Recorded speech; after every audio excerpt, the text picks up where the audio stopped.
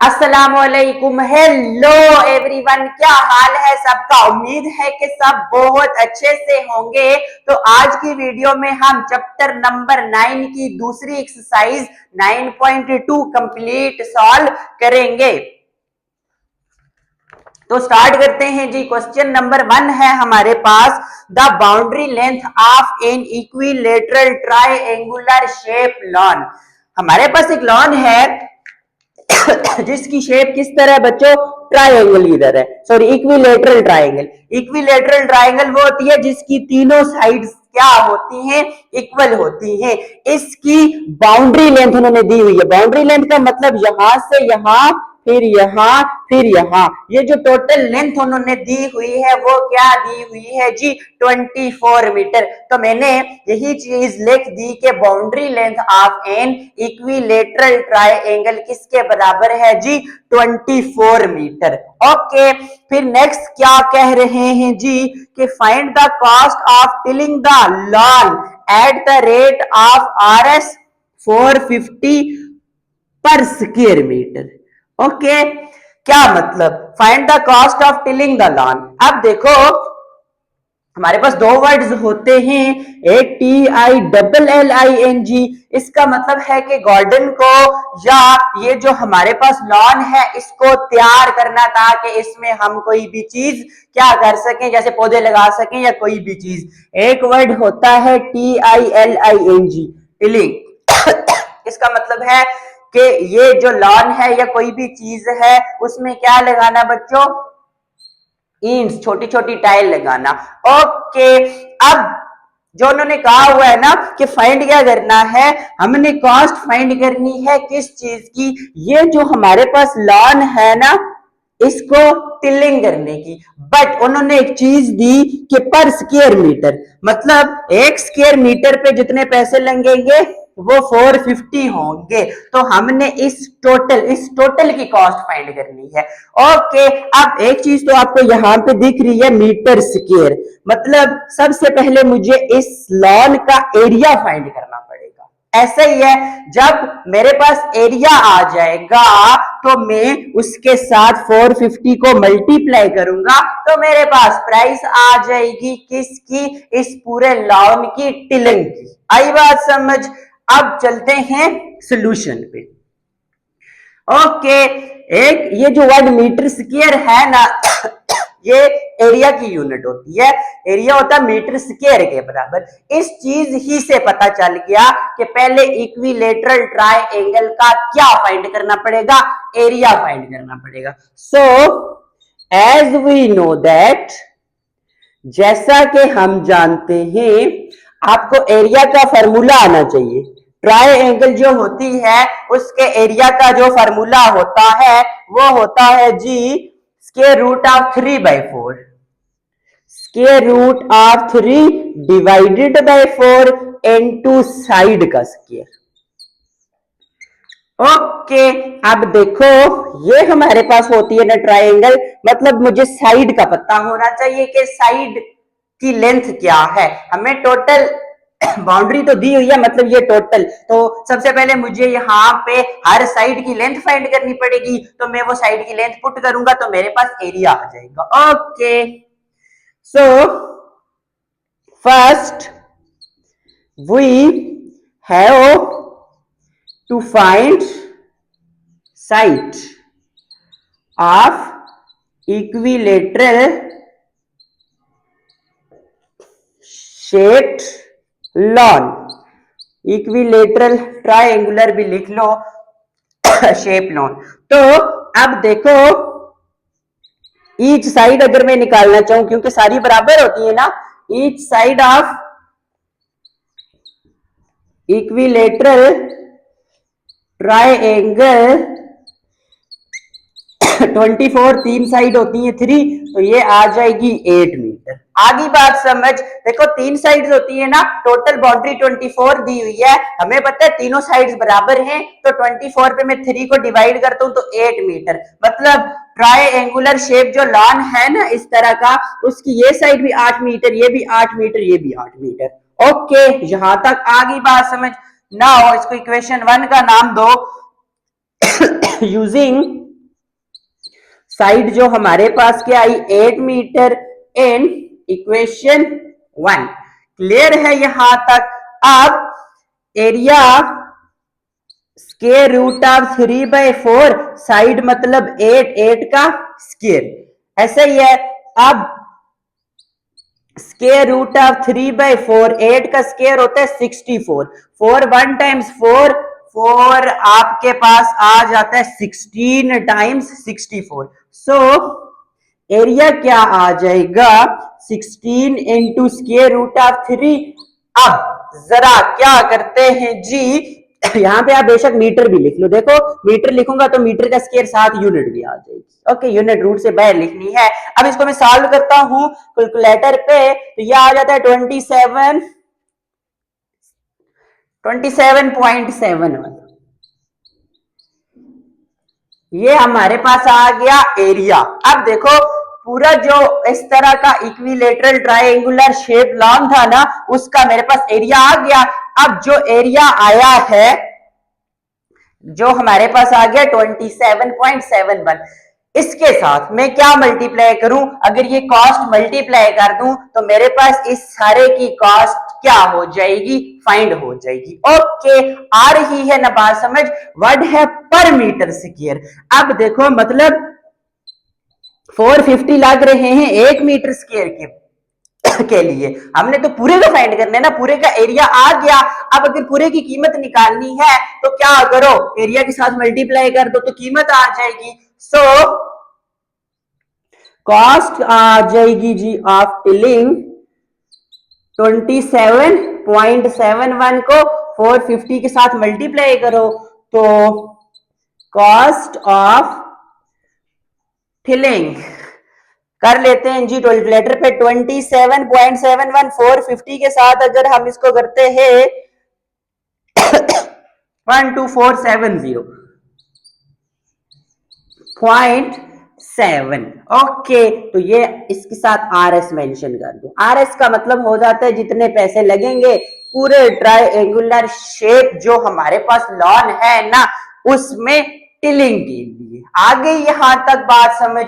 चले नेक्स्ट तो question number 2 है the height of cubicle room. हमारे पास एक क्यूबिकल रूम है जिसकी हाइट दी हुई है 12 feet. Find the cost of painting it's wall. हमने क्यूब की वॉल को पेंटिंग करने के लिए क्या करना है जी कीमत फाइंड करनी है पेंटिंग करने की। और हमें क्या दिया हुआ जी 55 पर फीट स्क्वायर। अब देखो मतलब 1 फीट के लिए कितने पैसे देने पड़ेंगे 55। मुझे तो क्यूब की क्या करना है वाल्स को पेंट करना है तो सबसे पहले तो मेरे पास वाल्स का एरिया होना चाहिए। जब एरिया होगा मैं उसको इसके साथ मल्टीप्लाई करूंगा तो मेरे पास क्या आ जाएगी कॉस्ट भी आ जाएगी। ओके अब सबसे पहले जो हमारे पास क्यूब होता है ना वो ये रूम की तरह आप समझ लो जिसमें वाल्स कितनी है देखो एक ये वाल एक इस साइड वाली 2 एक इस साइड वाली 3 एक सामने वाली 4 वाल्स। ये ऊपर हमारे पास क्या छत होगी और ये नीचे फर्श हो गया। ये 6 हमारे पास फेसेस होते हैं बट वाल्स कितनी है 4। बिल्कुल रूम वाला कंसेप्ट समझो 1 2 3 4 वाल्स बट फेसेस 6 होते हैं ऊपर नीचे वाला भी। ओके कितनी वाल्स होती हैं क्यूब की 4। एज वी नो दैट हमें पता है कि क्यूब हैज 4 वॉल्स तो 4 वॉल्स का एरिया निकालना पड़ेगा। तो आपको यह बात भी पता होना चाहिए कि क्यूब में हर फेस जो होती है ना बराबर स्क्वायर की तरह होती है और स्क्वायर का क्या फार्मूला होता है लेंथ इनटू विड्थ क्योंकि स्क्वायर में लेंथ और विड्थ बराबर ही होती हैं जो हमें दी हुई है हाइट। एक ही बात है देखो इस तरह अगर ये 12 है तो ये भी 12 होगी। हर फेस हमारे पास स्क्वायर शेप का होता है। आखिरी बात समझ।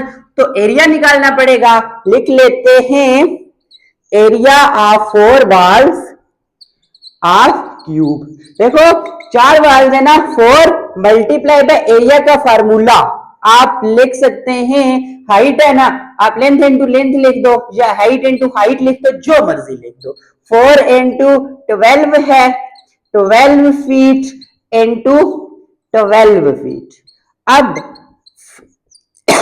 12 into 12 144 feet into feet feet का स्क्वायर। अब इन दोनों को मल्टीप्लाई करो तो ये आ जाएगा area of 4 walls of cube. Okay, multiply करके देख लेता हूं जी। 4 को मल्टीप्लाई करने 144 के साथ तो 576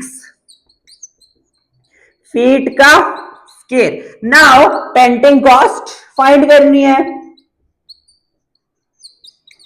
पेंटिंग कॉस्ट देखो 4 वॉल्स का जितना एरिया आया है ये, इसको मल्टीप्लाई करना है पर फीट स्क्वायर, मतलब 1 फीट पे अगर 55 रुपए लग रहे थे तो टोटल एरिया ये आ गया, इसको मल्टीप्लाई कर दो ना 55 के साथ, तो पेंटिंग कॉस्ट आ जाएगी आपके पास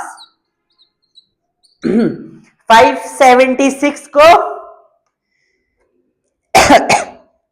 31680 RS लिख दो। तो ये फाइंड कर लीजिए हमने जो चीज उन्होंने बोली हुई थी। ओके, लिख लो, यहां तक पूरा कंसेप्ट समझ गए हो ना? आसान बातें थी बहुत।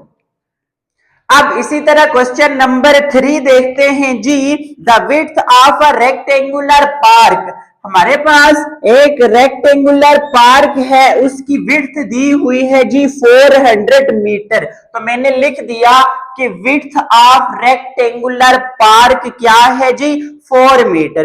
Inside the park there is a jogging track of 5 metre width.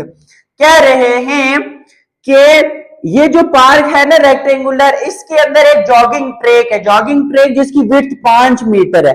Okay, ये जॉगिंग ट्रैक पूरे पार्क में ही होगा जहां पे सुबह सुबह उठ के ना लोग क्या करते हैं जी, वर्जिश करते हैं। ओके, ये है जी जॉगिंग ट्रैक का एरिया। ओके, बात समझ रहे हो? आगे यहां तक बात समझ। ये पूरी पार्क है रेक्टेंगुलर जिसकी विड्थ थी 400 मीटर। इसके अंदर एक जॉगिंग के लिए एरिया बनाया हुआ है जिसकी विड्थ कितनी है जी 5 मीटर। ओके, जो मैंने लिख दी यहां पे। नेक्स्ट कह रहे हैं if the perimeter of the park, perimeter का मतलब है ये पूरी साइड्स, ये यहां से यहां तक ये जो लेंथ है, पेरीमीटर पता है ना, sum of all the sides. Chapter number 7 में काफी डिटेल में पढ़ी है ये चीजें। पेरीमीटर का मतलब सम ऑफ ऑल साइड, मतलब ये जो पूरी लेंथ है ये कितनी है जी 1800 मीटर, जो मैंने लिख ली। ओके, पेरीमीटर है जी 1800 मीटर। फिर कह रहे find the cost of planting the grass in the park. क्या फाइंड करना है जी? कॉस्ट ऑफ प्लांटिंग है, सॉरी। ओके, हमने इस पार्क में क्या करना है जी, घास उगाना है, तो उसकी कीमत फाइंड करनी है किसके हिसाब से? पर मीटर स्क्वायर 20 रुपए के हिसाब से। मतलब अगर मैं इसमें क्या करता हूं जी, 1 मीटर पे आग उगाता हूं तो मेरे 20 रुपए लगेंगे। तो बताओ पूरी पार्क जो है ना, इसमें जो घास उगाने के कितने पैसे लगेंगे, ये चीज फाइंड करनी है। अब एक चीज आपने समझनी है कि ये पार्क है ना, इसमें उन्होंने एक हिंट दिया है कि एक जॉगिंग एरिया भी है जिसकी जो हमारे पास विड्थ 5 क्या है मीटर है। मतलब कि हमने पूरे पार्क में ही घास नहीं क्या करना, उगाना। ये जो जॉगिंग ट्रैक है ना, इसको छोड़ के बाकी जो एरिया बचेगा ना, उसमें हमने घास उगाना है। आगे बात समझ, क्योंकि यहाँ पे तो लोग क्या करते हैं, जॉगिंग करते हैं। जब घास पे जॉगिंग करेंगे तो फिसल फिसल के कुछ और ही चक्कर पड़ जाएगा। इसीलिए जो जॉगिंग वाला एरिया है ना, उसमें घास नहीं क्या करना, हमने लगाना। बाकी पूरी पार्क में हम लोग क्या लगाएंगे, घास लगाएंगे। ओके, ये तो पूरा जो हमारे पास क्वेश्चन था और जो स्टेटमेंट थी वो मैंने समझाई। अब एक बात देखो, मुझे इस रेक्टेंगुलर पार्क का एरिया फाइंड करना पड़ेगा। ऐसा ही है ना, एरिया में फाइंड करूंगा, मीटर स्क्वायर मेरे पास आएगा, तभी तो मैं इसके साथ कीमत मल्टीप्लाई करूंगा, तो तब ही तो मेरे पास टोटल कीमत आएगी। बट एरिया का फॉर्मूला होता है लेंथ इनटू विड्थ। ऐसा ही है, इधर मुझे विड्थ तो दी हुई है भैया, लेंथ नहीं दी हुई, वो मैं कैसे फाइंड करूंगा? ऐसा ही है, बट उसके लिए एक और हिंट दिया हुआ पेरीमीटर। पेरीमीटर का क्या मतलब होता है? Sum of all sides, L plus W फिर प्लस एल प्लस डब्ल्यू, क्योंकि ऑपोजिट साइड्स बराबर होती हैं। L plus L 2L, W plus W 2W, तो 2 कॉमन लेके एल प्लस डब्ल्यू पेरीमीटर। मैं पेरीमीटर की वैल्यू पुट करूंगा, डब्ल्यू पुट करूंगा तो एल यहां से निकाल लूंगा। जब मेरे पास लेंथ आएगी मैं तब एरिया में पुट करके एरिया निकाल लूंगा। ओके, आ गई समझ। तो सबसे पहले to find the area of rectangular park okay, क्या करना पड़ेगा जी? हमने रेक्टेंगुलर पार्क का क्या करना है? एरिया फाइंड करना है। एक्सेप्ट जॉगिंग ट्रैक, जो जॉगिंग हमारे पास ट्रैक है ना उसको छोड़ के, ऐसे ही है, क्योंकि जॉगिंग ट्रैक में हमने घास नहीं लगानी, तो इसीलिए मैं एरिया फाइंड करूंगा जॉगिंग वाला जो है ना इसको निकाल के। क्या फॉर्मूला बनेगा वो मैं बताऊंगा, अभी तो सिर्फ हमने लेंथ फाइंड करनी है। To find the area of rectangular park except jogging track, first we have to find length किसकी? Of rectangular park. आ रही है बात समझ? ये चीज मैं आपको शुरू में ना भी लिखवाता, फार्मूले में बता देता, कोई मसला नहीं था, बट फिर आप लोगों को कंफ्यूजन होगी कि पहले तो ये कहा आप ये क्या कह रहे हो, इसलिए मैंने शुरू में पूरी बात बताई कि मैं यहाँ पे ये क्यों लिख रहा हूं। ओके, नाउ अब देखो क्या फार्मूला यूज करूंगा? पेरीमीटर ऊपर लिख भी दो। एज वी नो दैट, हम तो ये बात जानते हैं पेरीमीटर का ये फार्मूला होता है। ओके, ये ब्रैकेट है, एल ना समझना। पेरीमीटर दिया हुआ है 1800 metre to L plus 2W लिख लेता हूं, चलो 1800 metre to L plus 2W। W क्या है बच्चों? 400। अब 1800 मीटर, ये प्लस 4 2 800, इस साइड लेके आता हूं माइनस 800 मीटर, ये 2L। ओके, निकालो 1800 में से 800, 1000 metre is equal to 2L। मैंने L निकालना है, L को पहले लिख लेता हूं, टू इस पे आके डिवाइड, तो लेंथ आ गई 500 मीटर। ओके, यहां तक आप लोगों को बात समझ आ गई कि मैंने लेंथ कैसे फाइंड की इसकी। नेक्स्ट कंटिन्यू करूं। अब एरिया फाइंड करते हैं। ओके, यहां से बना लेते हैं एक लाइन, यहां तक क्लियर है ना? नाउ क्या एरिया विदाउट, यहां पे लिख लेना है जॉगिंग ट्रैक। एरिया का फार्मूला होता है length multiply by width, but देखो ये मेरे पास क्या है?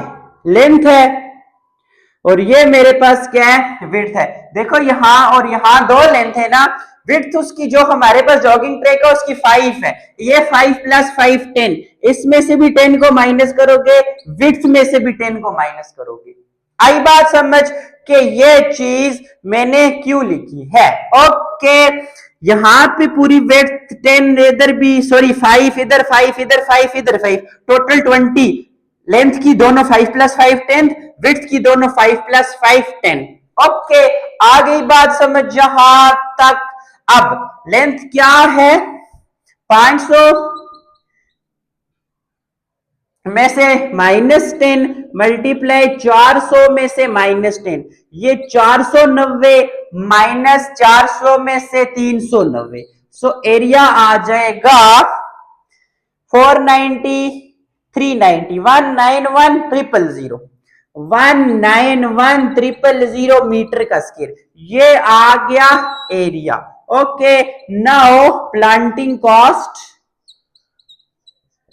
191,000 के साथ मल्टीप्लाई कर दो 20 को, तो ये टोटल हमारे पास पेंटिंग कॉस्ट आ जाएगी, प्लांटिंग कॉस्ट क्या आती है जी? 191,000 के साथ 20 multiply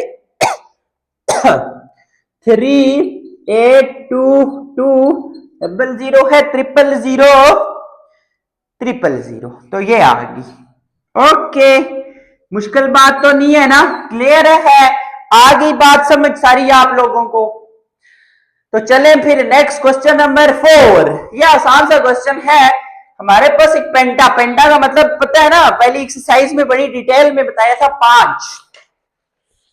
A plot is in the shape of pentagon whose each side is penta का मतलब एक साइड, दो साइड, तीन साइड, कोई चौथी साइड ऐसे बना लेता, सॉरी ये और ये पांचवी साइड, ऐसा 5 साइड है ना, 1 2 3 4 5, इस तरह की शेप पेंटागन हो सकती है जिसमें 5 क्या हो साइड्स हो। कह रहे हैं कि हर साइड बराबर है जिसकी लेंथ है 30 मीटर, ये भी 30 मीटर की है, ये भी 30, ये भी 30, ये भी 30, ये भी 30। मैंने लिख दिया कि length of each side of pentagon. हमने कॉस्ट फाइंड करनी है फेंसिंग इट। फेंसिंग का मतलब होता है जैसे घर के अराउंड 4 दीवारी लगाते हो ना, तो उसको फेंसिंग कहते हैं। इसी तरह देखो सारी लेंथ हमें दी हुई है, हम क्या करेंगे, हमने फेंसिंग का मतलब ये जो सारी यहां से यहां से यहां, ये जो सारी 4 दीवारी है ना, इसी की कीमत फाइंड करनी है। आगे बात समझ।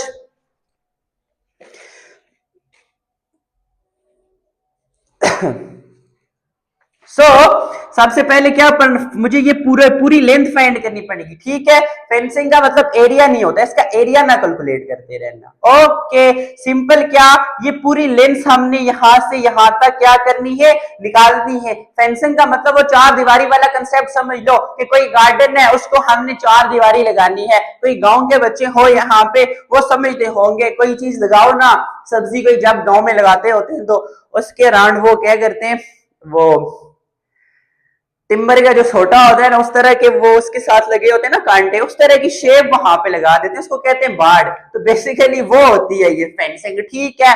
तो हम सबसे पहले ये पूरी फेंसिंग की लेंथ फाइंड करेंगे। जब लेंथ आ जाएगी इसको कहते हैं पेरीमीटर। देखो sum of all the side perimeter, फिर उसको हम कीमत से मल्टीप्लाई कर देंगे तो हमारे पास टोटल आ जाएगी। Okay, so as we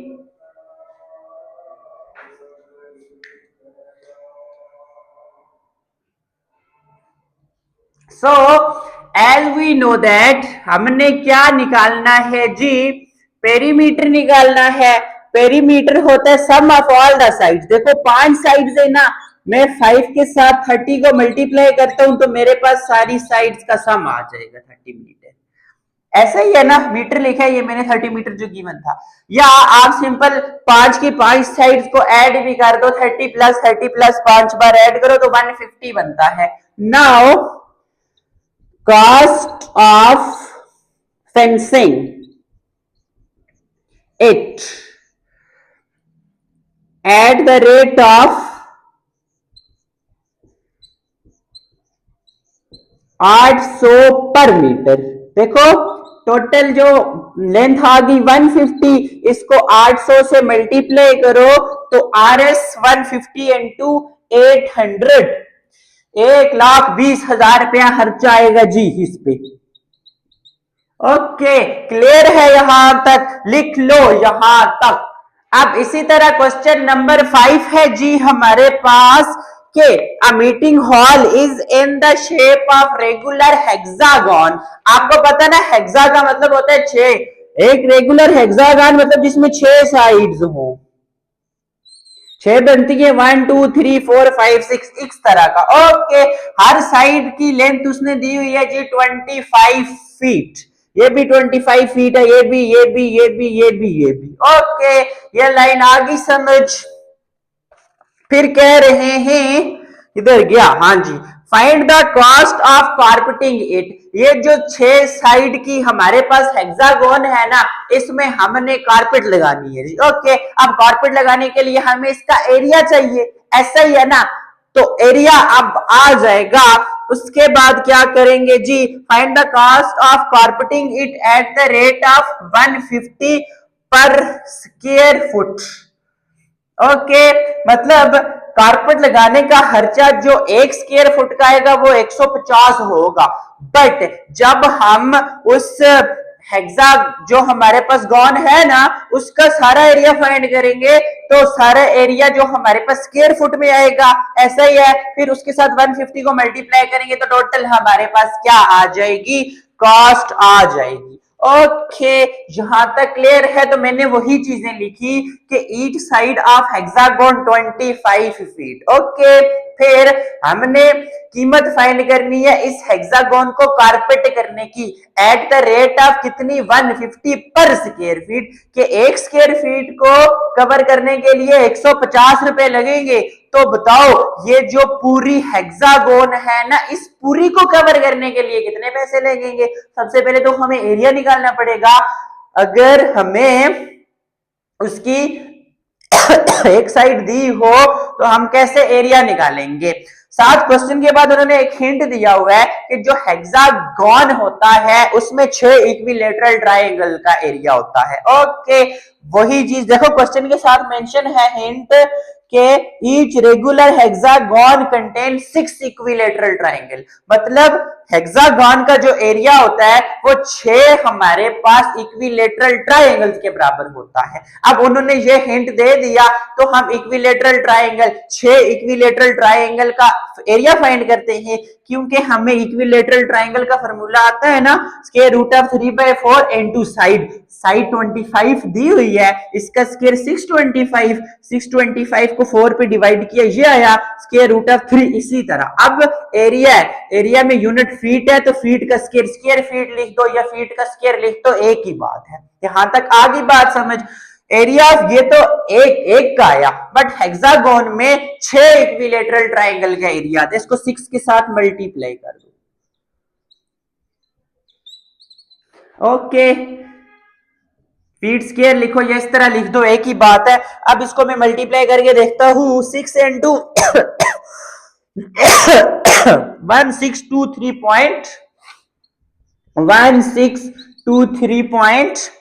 1623.796। Okay, square feet.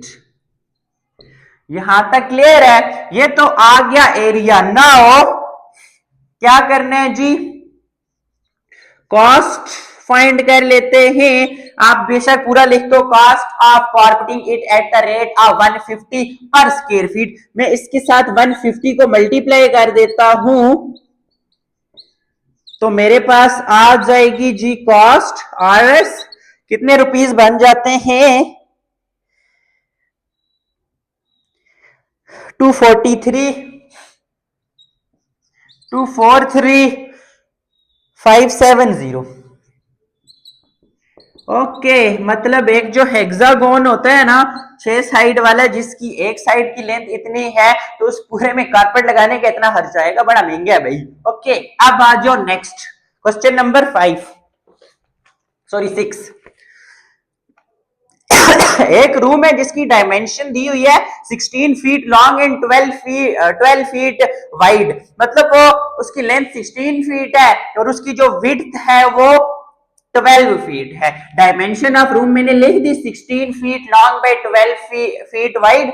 अब लेंथ उसकी 16 फीट, विड्थ उसकी 12 फीट। ओके, फिर क्या कह रहे हैं, find the cost of flooring it at the rate of, क्या करना है जी, we have to find the cost of, किस चीज की कॉस्ट फाइंड करनी है जी, flooring it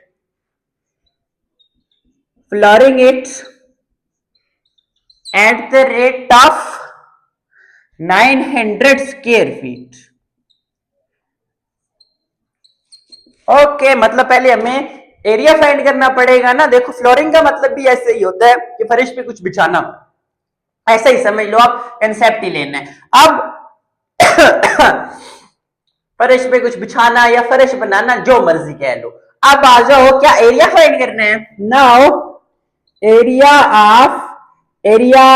of a room, length into width, length क्या है 16 इंटू 12। तो 16 और 12 को मल्टीप्लाई करो जरा, 192।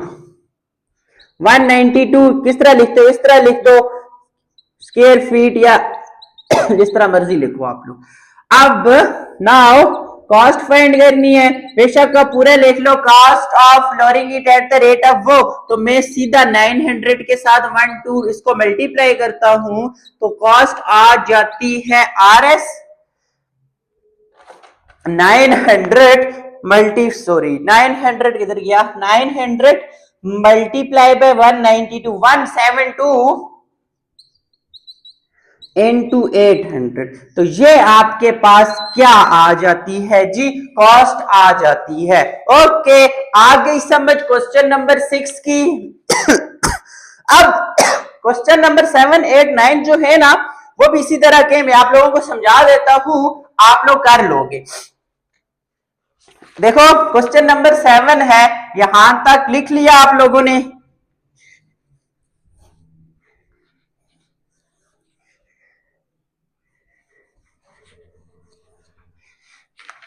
क्वेश्चन नंबर 7 बिल्कुल इस तरह का आसान सा है।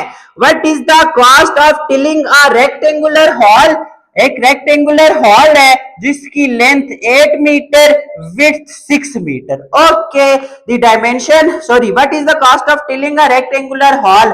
आप लिखोगे length of rectangular hall is equal to 8 meter, फिर width of rectangular hall is equal to 6 metre.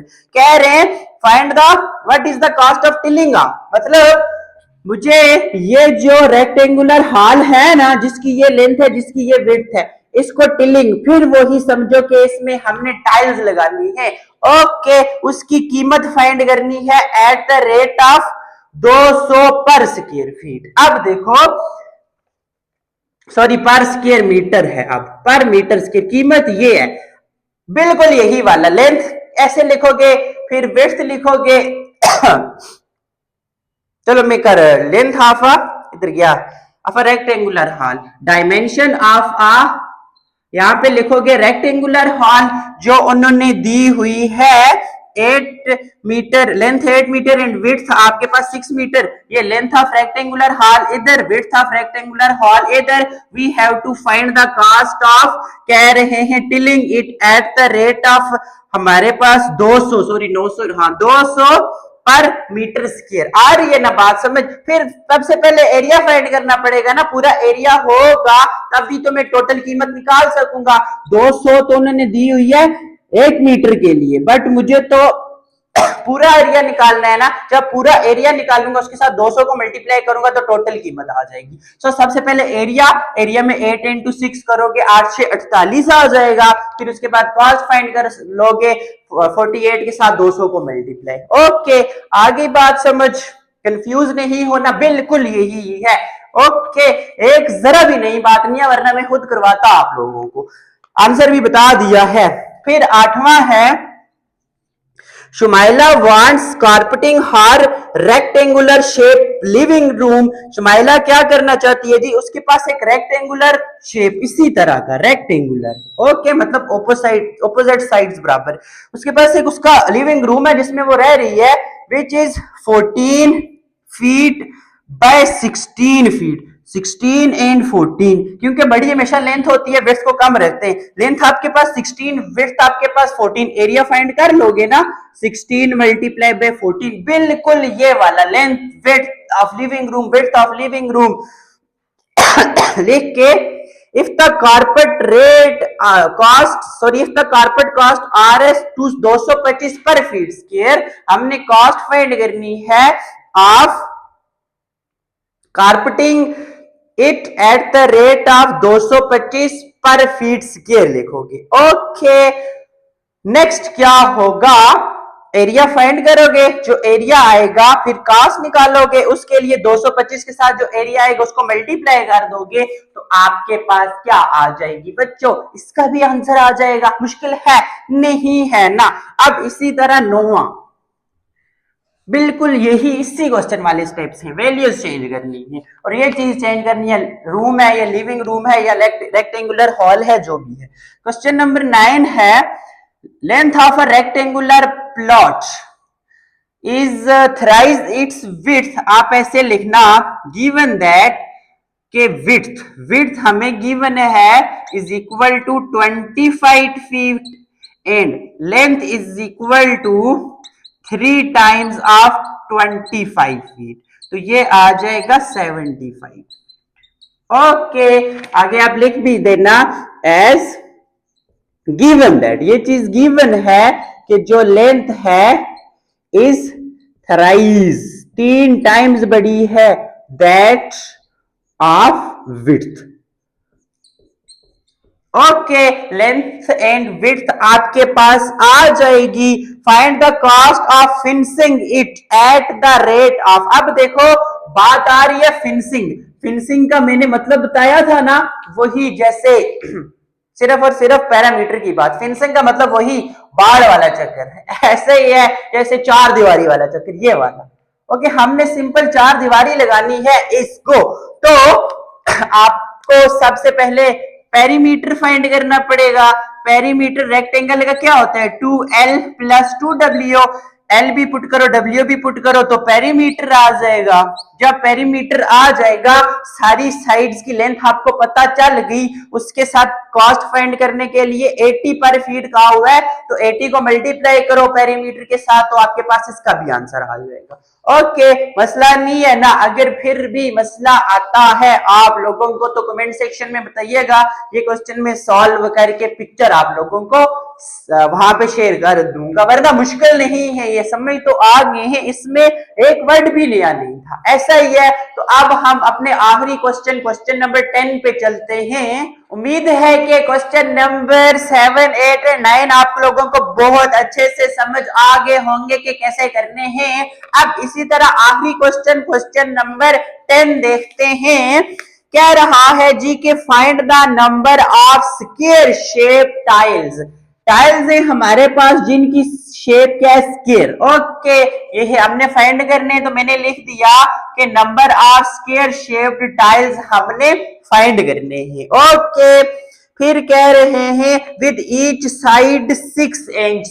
अब देखो जो हमारे पास टाइल है ना स्क्वायर शेप, इसकी हर साइड जो है 6 इंचेस के बराबर है, तो मैंने ये भी लिख दिया length of each side of tile 6 inches. फिर कह रहे हैं that are required to cover a plot of length. एक रेक्टेंगुलर प्लॉट है जिसकी लेंथ 18.4 है एंड विड्थ हमारे पास 12.5 है। ओके, फिर next find the total cost. We have to find total cost if each tile cost. अगर एक टाइल की कॉस्ट 18 रुपए है तो बताओ इस रेक्टेंगुलर प्लॉट में जो टोटल लगेंगी हमारे पास टाइल्स, उनकी क्या कीमत होगी। ओके, फिर एक हमें हिंट गिवन है कि 1 फुट बराबर है 12 इंचेस की।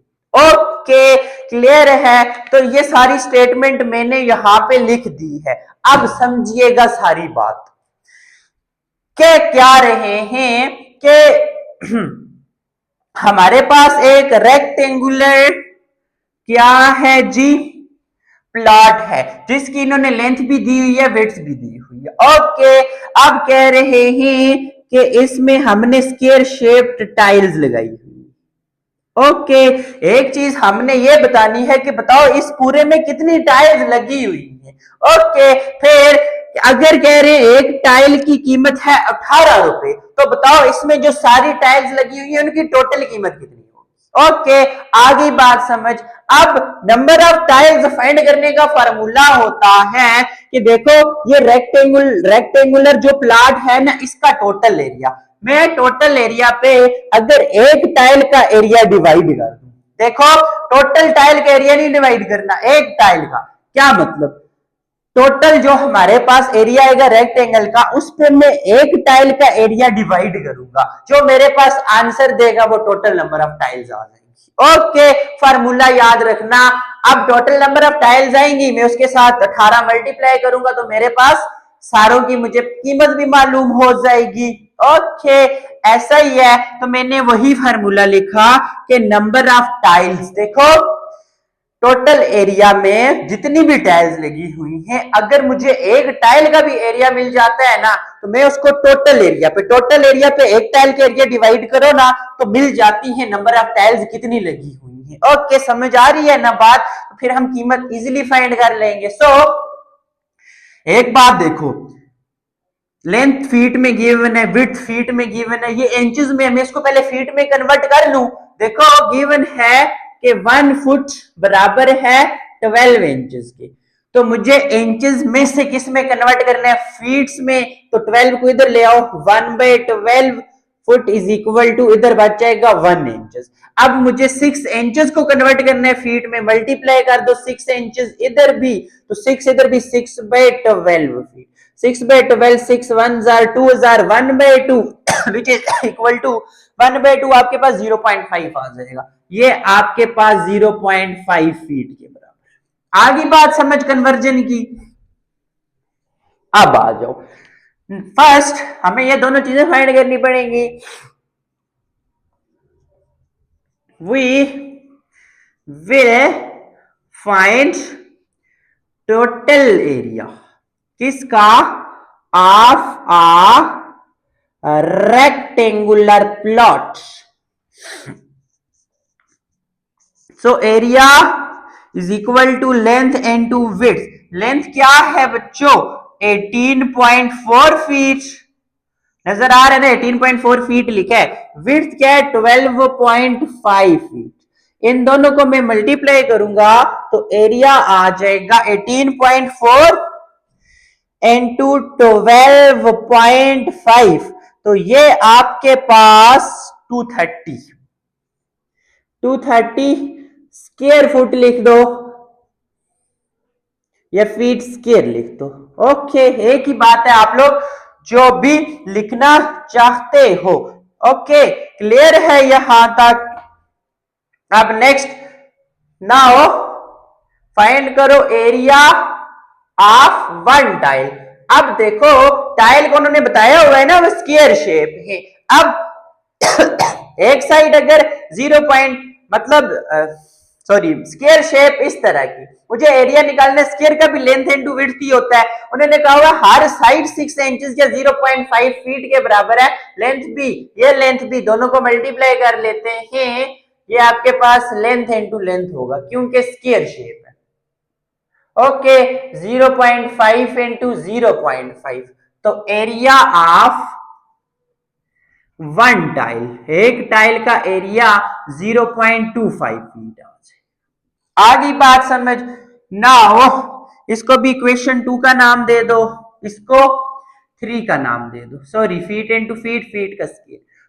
Using equation 2 and equation 3 and equation 1 we get, हमें क्या मिलेगा? समझ आ रही है ना राइटिंग की? पीरियड मार्कर से सही लिखने नहीं हो रहा, मैं बोल दो रहा हूं ना साथ। अब नंबर ऑफ टाइल्स बराबर है जी, देखो 230 डिवाइडेड बाय 0.25। अब देखो फीट स्क्वायर अगर मैं पुट करूं ना, ऊपर नीचे कैंसिल हो जाएंगे, same unit. Number of tiles units में तो थोड़ी ही आएंगे। 230 पे डिवाइड करो 0.25 which is equal to 920। Okay, मिल गई number of tiles. Now cost find करनी है, टोटल कॉस्ट। एक की थी 18, तो टोटल कितनी है? 920 के साथ 18 मल्टीप्लाई करो, 16,560 रुपीज। आरएस 16,560 रुपए का खर्चा आएगा भैया इस पे भी। ओके, क्लियर है ये चीजें, आ गई समझना। पूरी एक्सरसाइज में जो भी कंसेप्ट था, जो भी मुश्किल वर्ड था, मैंने कोशिश की है कि मैं आप लोगों को उसके मीनिंग्स बताऊं ताकि आप लोगों को कोई भी मसला ना हो। तो यहाँ पे हमारी एक्सरसाइज 9.2 कंप्लीट होती है। मिलते हैं नेक्स्ट एक्सरसाइज 9.3 के साथ, तब तक के लिए अल्लाह हाफिज।